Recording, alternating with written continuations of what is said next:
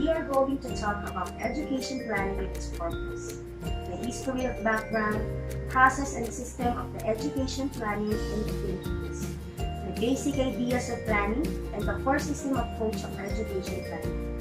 Now, let's start. What is planning?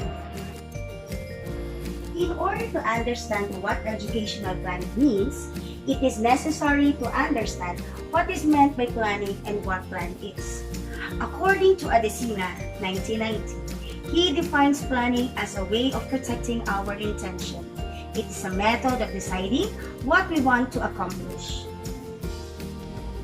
According to Janet Shapiro, 2001, planning means thinking about the future so that you can do something about it now. This doesn't necessarily mean that everything will be according to plan. But if you have just planned properly, your ability to adjust without compromising your overall purpose will be much better. To summarize planning, it refers to the act of deciding in advance what is to be done, how and when to do it, where and who is to do it.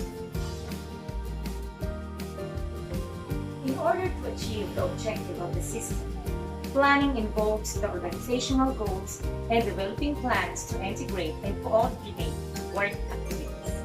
It is a means of achieving higher level of effectiveness. Its uniqueness lies in the future organization or anticipation made. Because of complexities of modern technology in our societies, educational planning becomes an absolute requirement. It bridges the gap to where we are and where we want to be. According to the DepEd, today's educational planning in the Philippines can claim an unbroken history even before the establishment of our formal educational system.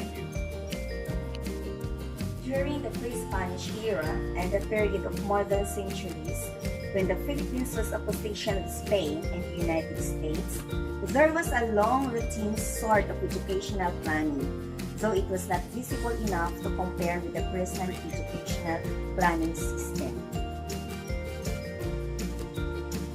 At the minimum, they have to estimate how many students there would be, how many classrooms, teachers, desks, and books would be needed to serve adequately.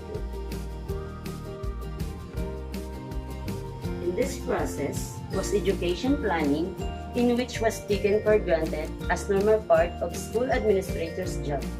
Much more in some instances, it was an abuse that led to a wasteful imbalances of much limited school inputs. In 1993, Commonwealth Act No. 2 was passed, which created the National Education Council, or NEC. It was a central authority responsible for the formulation of the definite and consistent of national economic policies and the creation of comprehensive economic and social development plan. The law required approval by the President of both policies and programs of the Council before they could implement by the government's departments, offices, and agencies. In 1962, PIA, or the Program Implementation Agency, was created. And in 1966, PIA was changed to PES, or the Presidential Economic Staff. PES is the one who plans, and the NEC is all the programming. The NEC was basically an advisory body with no executive functions. On December 8, 1966, EO number 53 was created, the Manpower Development Council, under the Office of the President of the Philippines. With the proclamation of martial law in 1972, implementation of the Integrated Reorganization Plan was created. This body is primarily charged with the task of overseeing government development program. It is central agency for national development planning, coordination, and program implementation. In 1954, the defunct Congress of the Philippines created the Board of National Education through RA 1124, which created a board with different functions. In 1954, the defunct Congress of the Philippines created the Board of National Education through RA number 1124. Its broad functions were to formulate the objectives and basic policies of education in conformity with the Constitution, to coordinate the objectives, functions, and activities of different types of educational institution, and set general goals of accomplishments for the entire school system. The board, aside from being the highest policy-making body in education, it has been known as the first official planning body of education. Initially, its activities that were concentrated on the public school system were integrated with the National Development Plan. We need to plan so that we may set the goal, the approaches we need so we can achieve the goals, the outlying activities, and we can prioritize them. We create a schedule that can bring us closer to the goal that we set with this. We can strive to focus on the goal and work effectively to achieve it. We need to determine the resources so that we can attain the goal with a given time. To have an adequate plan to help in administration, to put into action what they deem to achieve, and to have a clear choice of the aim and objectives to attain as to utilize and maximize the resources that is available. What are the steps in effective planning process? Develop objectives. Develop tasks to meet those objectives. Determine resources and to implement tasks. Create a timeline. Determine tracking and assessment method. Finalize plan. Distribute to all involved in the process. Primacy of planning. Planning is the first step in management. It takes precedence over all the other managerial functions. Planning is pervasive. By this we mean that planning cuts across all levels of management and all other managerial functions. Example, managerial function of organizing, staffing, etc. involves some planning. Planning is action-oriented. It involves mapping or charting of activities in such a way that it helps to satisfy human wants. Planning is future-oriented. It is a process of deciding in accordance what should be done in the future, how it is done, who will do it, when and where to do it. If you are unable to organize things to be done, how will it happen and who will do it? Setting priorities and being able to use the limited resources effectively by involving through open communication channel the people who are involved, and by adapting process and modifying steps to attain the goals and to record the planning decisions for future use. It will stimulate change and improve in your administration by figuring out why it happened and how should it happen. It also raises awareness about what is being done, and by the build activities done, we can determine what are the activities works best.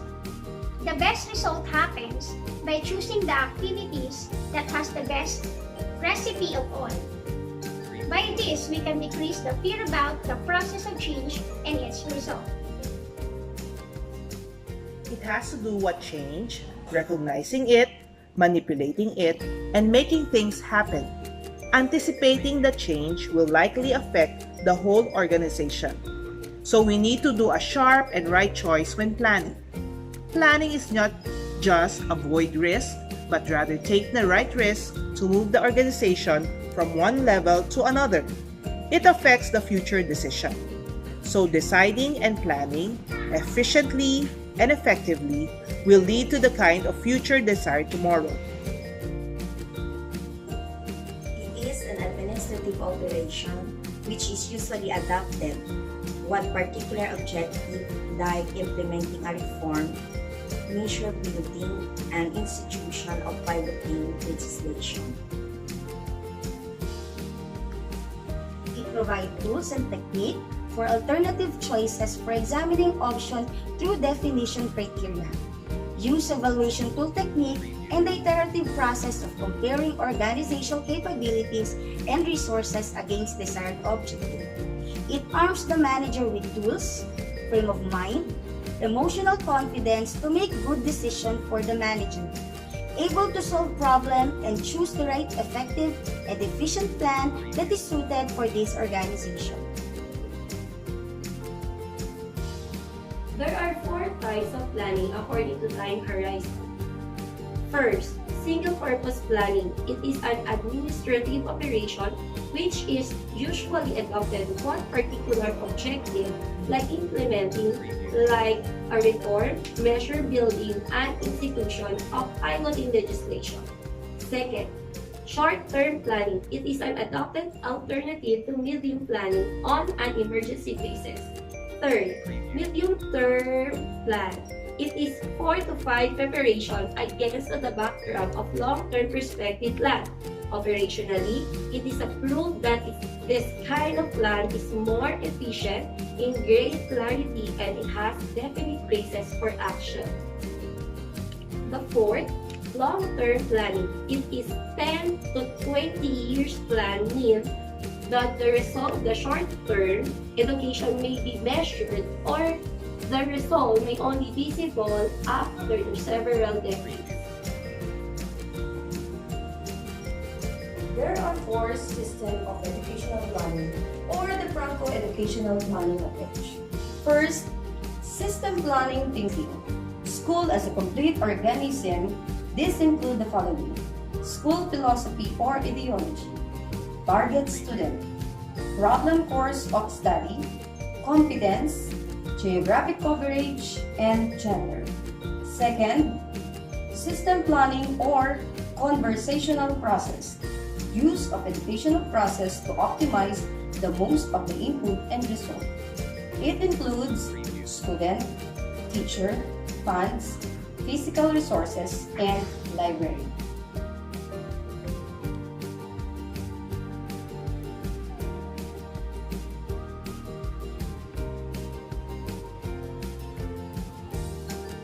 The third approach is system thinking according to technique. This includes the following: research, community, counseling, and governance. Last approach is system thinking according to result. Use process that ensures output or results. This includes the following: graduate, research output, community service, and social critique. This is our report regarding educational planning. Thank you and God bless. Please like and click the subscribe button. Merry Christmas!